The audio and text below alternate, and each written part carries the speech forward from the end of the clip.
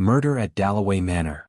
England, 1932, a remote countryside estate in Yorkshire during a stormy weekend. The invitation.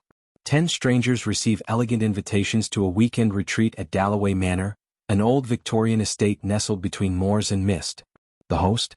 A mysterious man named Mr. Arkwell, who no one seems to know personally, but all claim a reason to attend. A barrister with a scandal. A nurse with a guilty conscience. A retired colonel. A playwright. A governess.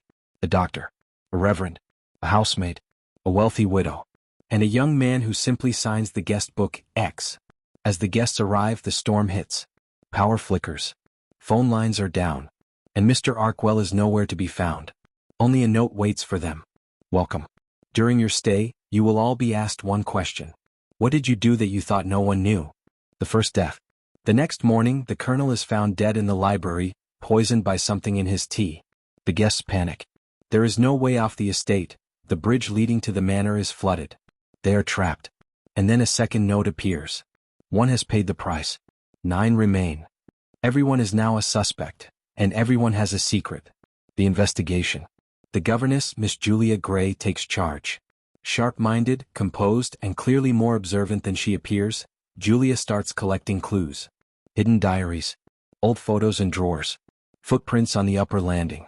Every person in the manor had some connection to Mr. Arkwell in the past, though many don't realize it. The doctor once signed a false death certificate. The nurse let a patient die to protect her job. The playwright stole a script from a struggling writer. The reverend covered up a sin in his parish. The housemaid is using a false name. The widow may have killed her husband.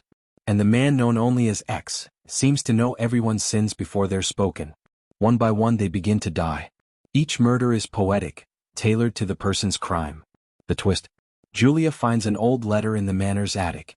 It's from a man whose child died in an unsolved fire in London 12 years ago, a fire all 10 guests were somehow connected to.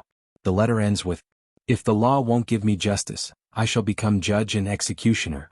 Suddenly it all fits. These aren't random guests. This was a trap, revenge long planned. But who is carrying out the murders?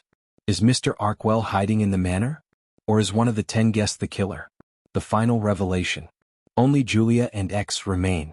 They face each other in the drawing room, rain pounding against the windows. And then Julia says, "I knew from the beginning you weren't one of us. You weren't invited, you invited yourself." Why? X smiles. Because someone had to stop a killer. And I had a score of my own to settle. He reveals he was the brother of the boy who died in the fire. But he didn't send the letters. Someone else did. And that someone was Julia.